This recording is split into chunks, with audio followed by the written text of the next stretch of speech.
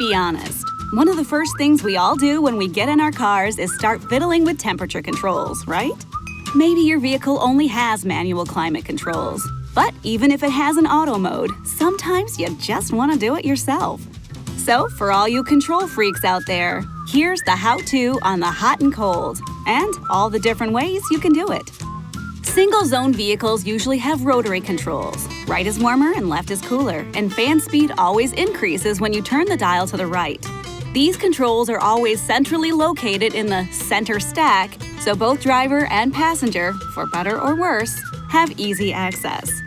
In vehicles with 2 or more climate zones, you'll have separate controls for driver and passengers. This way, you can each set your own temperature and hopefully still like each other when you get where you're going. Depending on your vehicle, you may have hard controls only or on-screen controls too. Either way, you can adjust temperature and fan speed independently. The air conditioning button engages, well, air conditioning, but you can still control the temperature yourself. So, if it's not that hot but still kinda humid, turn the AC on and the temperature up. Now, recirculation mode blocks outside air from entering the cabin. Perfect for those drives through the country that can engage multiple senses at once. And if you want to defrost your windshield and side windows, you gotta use the defrost mode.